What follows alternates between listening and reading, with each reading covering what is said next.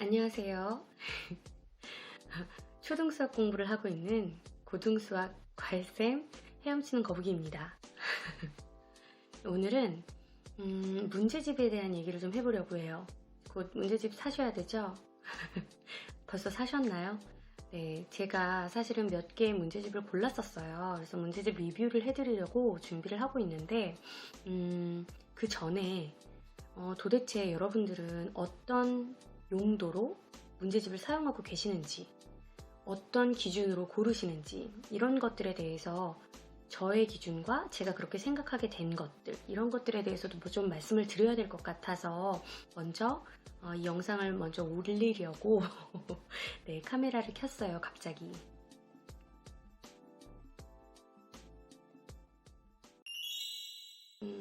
문제집 어떻게 고르세요? 보통 뭐 좋은 문제집이라고 소문이 나면, 아니면 많은 사람들이 산 문제집이면 그냥 믿고 사시는 편이신가요? 아니면은 우리 아이한테 맞는 문제집을 골라줘야지 라는 생각을 갖고 고르시나요?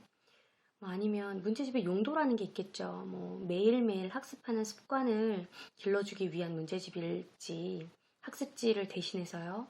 아니면 사고력이 어느 정도 되는지를 평가하고 싶으신 건지, 아이가 좀 생각을 많이 했으면 좋겠다. 좀 어려운 문제도 좀 이렇게 풀고 성취감도 좀 느꼈으면 좋겠다라는 마음으로 문제집을 고르시는 건지, 아니면은 그냥 학교에서 평가를 받을 때 무난하게 어느 정도 이상 나올 수 있는 그런 수준이면 좋겠다라고 생각해서 문제집을 고르시는지, 뭐 다양하지 않을까요?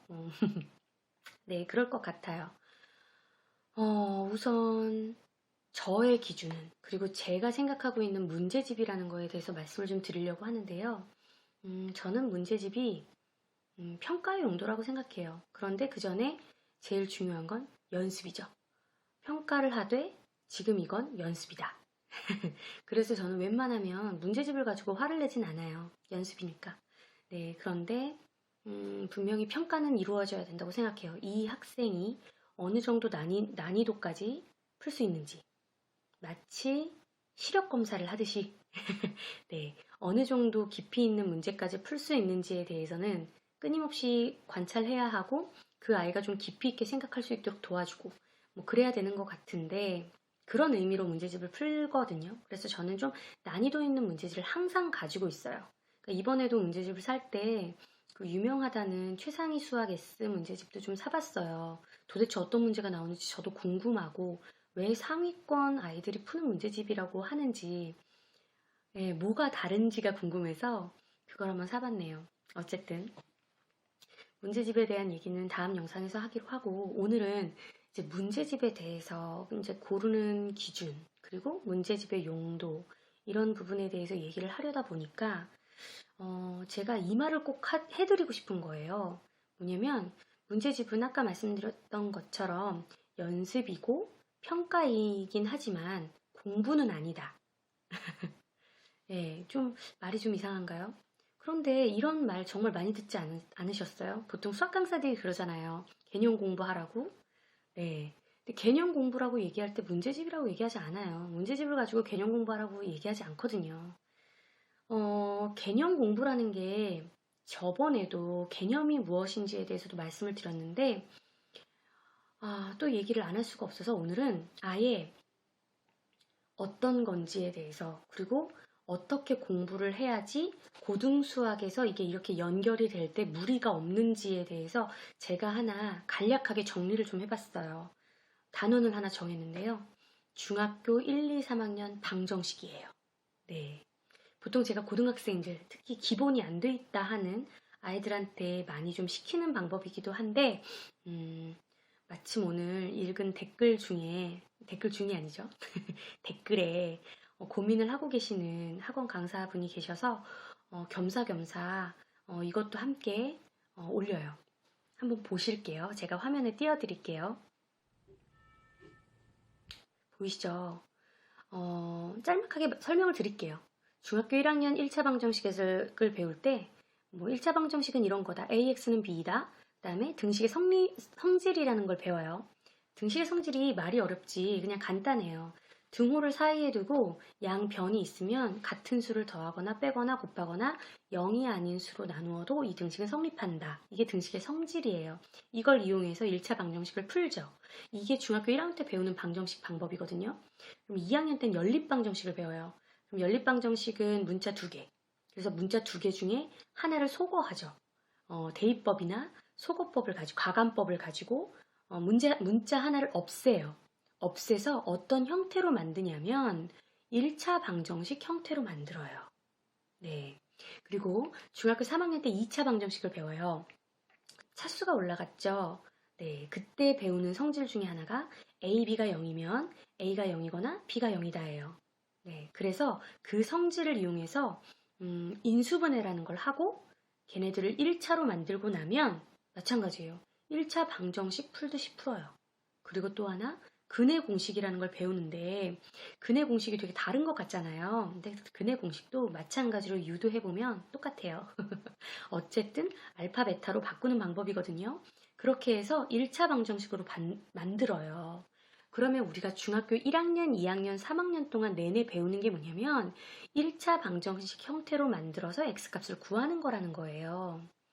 문자 수가 많아지면 문자를 없애고 차수가 높아지면 차수를 낮추고 그래서 문자를 없애는 테크닉을 배우고 차수를 낮추는 테크닉을 배우는 거예요. 이게 방정식의 원리거든요. 테크닉을 배우는 이유이기도 하고요. 그리고 고등학교 수학을 올라가면 제목을 이렇게 띄워드리겠는데 제목을 보면 거의 2차 방정식, 2차 함수가 이렇게 나오다가 여러 가지 방정식이라는 새로운 단원이 나오죠. 그 여러 가지 방정식이 뭐냐면 고차 방정식과 연립 2차 방정식이에요. 그렇다면 개념 공부를 제대로 한 아이들은 고차 방정식? 그러면 얘네들 인수분해해서 차수를 낮추겠구나 라고 예상할 수 있고요. 연립 2차 방정식? 연립이니까 분명히 문자를 소거하겠구나 라고 예상하고 그 단원을 배우겠죠. 그러면 자기 생각이 맞다는 걸 알게 돼요. 그러면 확신을 가지고 이 단원을 끝내게 되죠. 바로 이게 개념 공부고 이게 그렇게 해서 고등수학에 연결이 되는 거거든요. 그렇다면 제가 한 가지 여쭤볼게요.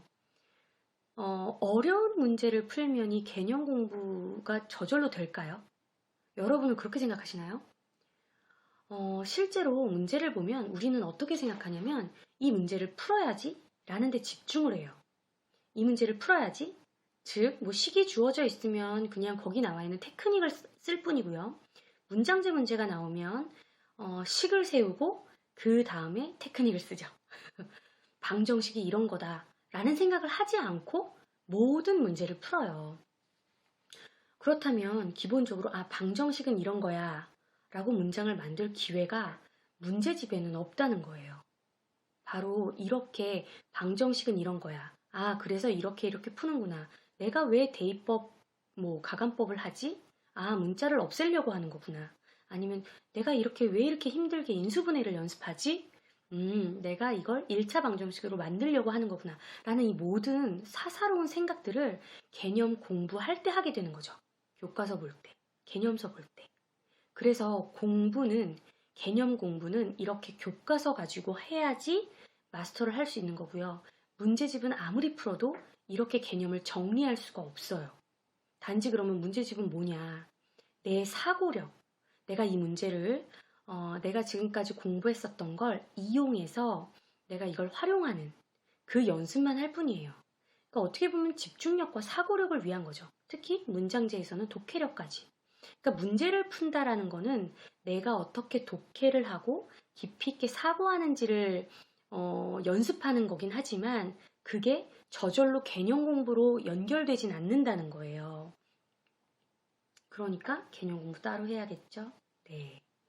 저는 초등학교 수학에서 이렇게 개념 공부를 해서 아이들이 너무나 당연하게 개념이라는 걸 공부하면서 수학을 했으면 하는 바람이 있어요. 네. 그래야 된다고 생각해요. 그래야 고등학교 수학을 따라갈 수 있고 고등학교 때 수학 때문에 포기하거나 수학이 정말 내 발목을 잡는구나 라는 말을 하지 않게 되는 거죠. 저의 목표는 고등 수학을 잘하게 하는 거라고 말씀을 드렸었죠. 네, 그런 의미로 모든 영상을 만든답니다. 네, 오늘도 똑같은 얘기를 하네요. 그래서 저는 그래요. 문제집을 고르실 때 내가 우리 아이에게는 좀 연산이 필요하다라고 생각한다면 연산이 많이 들어있는 문제 푸는 게 당연히 좋고요.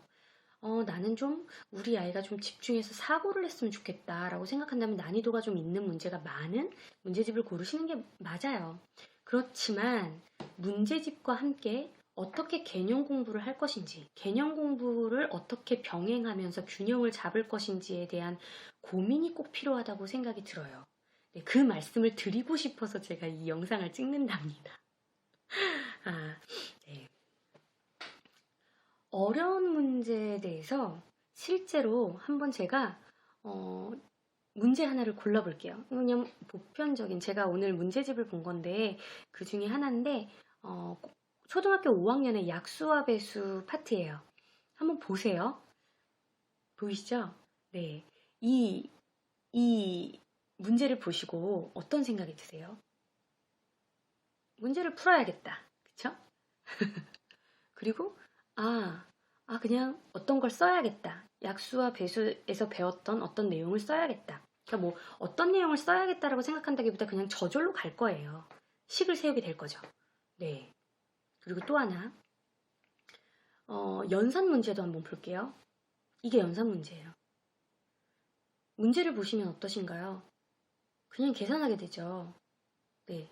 그 안에서 최소 공배수는 이런 거야. 최대 공약수는 이런 거야. 이런 상상을 하시면서 문제를 푸시나요? 우리가 개념 공부 당연히 연산을 풀던 어려운 문제를 풀던 안 돼요. 누가 그러시는 거예요. 많은 분들이 이렇게 알고 계시더라고요.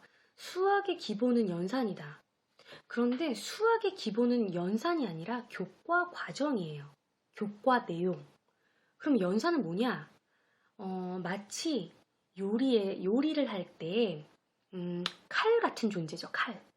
네. 칼을 연마해 놓는 거예요, 그냥. 그리고 실제로는 요리가 딱 정해지고, 신선한 채소를 갖다 놨을 때 그 칼을 들이대는 거죠. 그러니까 신선한 재료, 이런 것들이 교과 내용인 거고, 실제로는 그 재료를 먼저 가지고 있어야지 칼이 쓰인다는 거예요. 그러니까 연산은 수학의 기본이 아니라 그냥 용도, 쓸 수 있는 내 도구 정도라고 생각하시면 돼요. 근데 너무 연산에 칼 가는데 너무 노력을 하고 계시지 않나.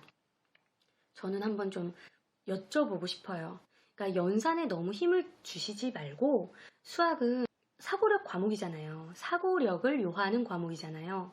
그렇다면 사고할 수 있는 기회를 많이 주시는 거 저는 되게 좋다고 생각해요. 나중에 문제집에 대해서도 말씀을 드리겠지만 문제집은 어떤 용도로 내가 어떻게 활용할 것인가 라는 거에 대해서 이번에 좀 고민을 해보시고 난 후에 들어가시면 참 좋겠다라는 개인적인 생각을 갖고 있습니다. 오늘 어떠셨나요? 저는 좀 명료하게 말씀을 드리고 싶었어요. 그래서 이렇게 추상적인 말로 하지 않고 딱 보여드리고 싶었거든요. 그런데 그게 보였는지 모르겠네요. 제가 똑같은 얘기를 계속하고 있지 않나라는 좀 어쨌든 네, 이번 기회에 문제집이라는 용도에 대해서 좀 많이 생각해 보셨으면 좋겠고 이제 학기 들어가시기 전에 문제집을 고르실 때 나는 그러면 평가를 하겠어. 아니면 나는 연산 연습을 하겠어. 단 공부는 어떻게 시킬 거야. 까지 계획을 같이 한번 세워보시는 게 좋지 않을까라는 생각을 하고 있습니다. 오늘도 끝까지 영상 봐주셔서 감사하고요. 다음에 또 뵐게요.